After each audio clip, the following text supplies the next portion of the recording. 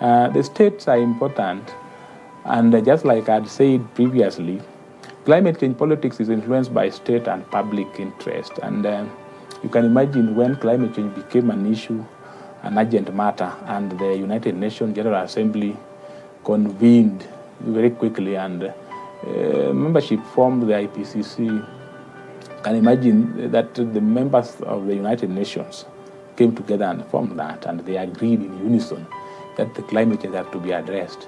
So you can begin to see the role of the state. So it is the state that will accept that they form part of the global community.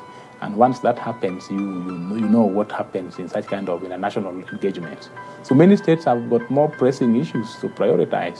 Sometimes the more they have issues to prioritize, the more they feel like some issues are not urgent. And because most states plan short term, it would require them to reboot their planning so that they adopt the planning demanded and required by climate change. So how can states plan long-term beyond the term limits of president, for example? That is a major question that is normally asked. And so in such kind of situations, the only way out could be in every given state we could have cross-party consensus people. So we can even have in Parliament, we deal with climate change not as an issue of a political party where the president comes from. We take it to mean every political class or every political entity has climate change as an issue. And so when the issues of climate change come, it is addressed nationally, as it were. Nations and people who are discussing climate change issues, they look at political capital in everything they do. And even this influences their decisions that they make before they become party to those policy-based responses that we're talking about. So the role of state, to some extent, also is to provide enabling regulatory frameworks that will steer climate change responses that we are talking about. The role of state is to implement also these legislations, among others. We talk about the role of state in instituting climate change sensitive planning. So every state plans many things. I have short-term, medium-term, and long-term planning. So they're the ones who will plan. They come up with contingency plans for managing a number of things, including plans to manage even the offshoots of climate change, like maybe drought, disaster, earthquakes that are coming, floods that come around. So this is the states that will come up with those kind of contingency plans. The states also implement these plans, and they even regulate the planning. Maybe look at the rural and urban planning, for example. So if we are supposed to have climate-sensitive planning, the state must be there. And so the state should have enabling and ensuring roles. If a state has got an enabling role, it means that the state is normally very much stimulative. They become very stimulative to issues around climate change.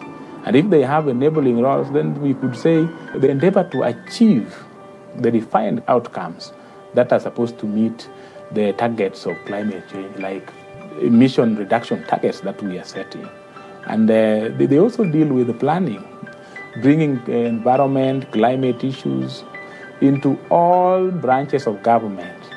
They could do this to ensure that climate change is mainstream in all sectors of economy.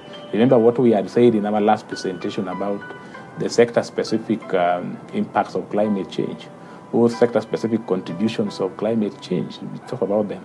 So if we were to mainstream climate change in all sectors of the economy of a nation, then that is what we are talking about. And planning, therefore, cannot be, particularly of climate change, relegated to or be reduced to just being done by one sector or one agency within a state. So it's supposed to be a collective activity even within a state, just like it is also a collective activity within a region, and just like we also say it is supposed to be a collective activity at global level. So the state is the key medium of forging these treaties. We talk about the global treaties or regional treaties. The state is at the center of it. They are the ones who are coming together, deciding to come together to do this. They don't work alone, just like we have been able to say. So we talk about politics of mitigation and sustainable development for prosperity of this nation.